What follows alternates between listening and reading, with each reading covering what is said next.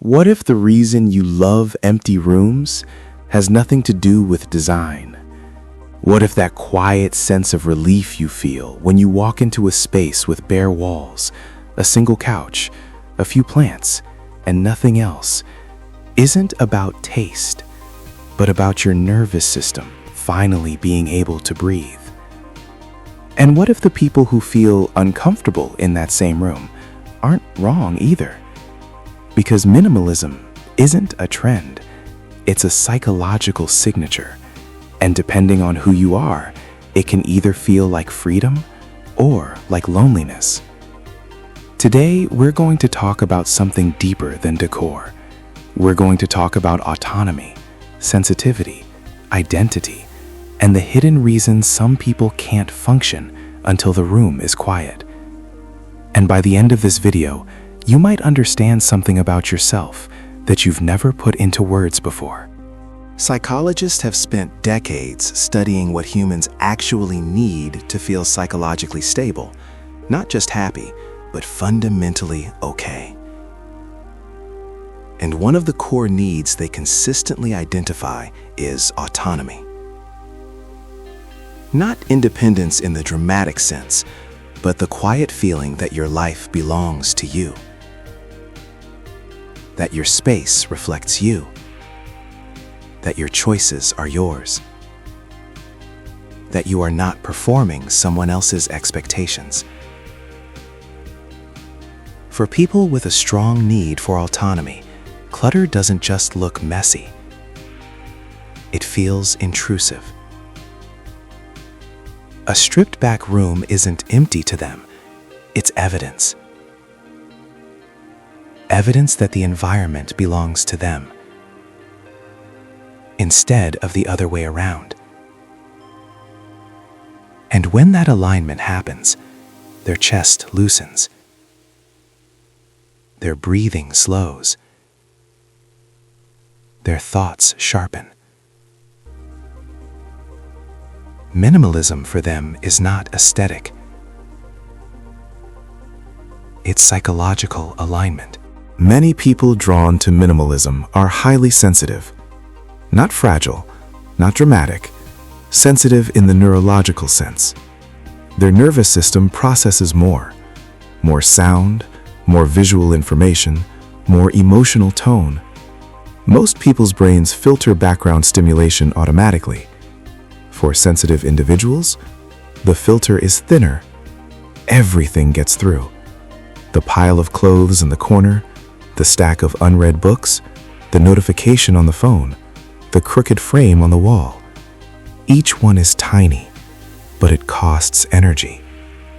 Now imagine your brain like a phone battery. Every object in your field of vision uses 1%. You don't notice it consciously, but by evening, you're drained. Not because you worked harder, but because your brain never stopped processing. So when a sensitive person clears a room, they're not chasing an Instagram aesthetic. They're lowering the volume. They're protecting cognitive bandwidth. They're making space so a thought can actually finish forming. Writers, artists, deep thinkers, you'll often find them in near-empty rooms. Not because it looks cool, because distraction is expensive. There's a psychological concept called the extended self. The idea that we attach our identity to what we own. Our possessions become symbolic extensions of who we are. Most people build identity outward. More objects, more layers, more proof, until it feels solid. But minimalists often arrive at a different conclusion, sometimes without realizing it. If your identity depends on objects, it's fragile. Objects break, get lost, go out of style, disappear. So instead of building identity through accumulation, they build it internally. Fewer objects, less dependency, more psychological stability. Not everyone chooses that path, but some people feel almost wired toward it. Now, here's the uncomfortable part. Minimalism can also shift. Picture someone 3 days after a breakup. Not the crying on the floor stage, the eerily calm stage. They start clearing the apartment. The excess things go first, then shared memories, then anything that feels like before. From the outside, it looks productive, healthy even. But sometimes, it's compensatory control. When emotions are chaotic, people reach for something concrete, something controllable.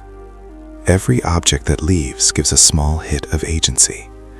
I still have power over something. And that works for a while. But small hits wear off. So the threshold for too much keeps shrinking. More things must go. And at some point, the simplicity that felt freeing starts feeling rigid. Minimalism turns from spaciousness into emotional avoidance. Not always, but sometimes. The traits them change. The pressure does. For some people, it is biological relief. For others, it is psychological self-expression. And for some, under stress, it becomes a coping mechanism. The real question isn't, is minimalism good or bad? The real question is, what is your nervous system asking for right now? When you walk into a full room, what happens in your body? When you walk into an empty one, what changes? Does your breathing slow? Or does it feel hollow? Have you ever stopped long enough to listen to that reaction? Not what Pinterest says, not what the algorithm suggests, but what your body says. Because sometimes clearing a room is clarity, and sometimes it's distance from something you're not ready to feel. Only you can tell the difference. If this put words to something you've quietly experienced, subscribe. This channel is about understanding the hidden patterns behind everyday behaviors. And if you want to support this work directly, there's a join button below. But more importantly, tell me in the comments, when you walk into an empty room, what do you feel? Relief or discomfort? Because that answer might say more about you than any personality test ever could. I'll see you in the next one.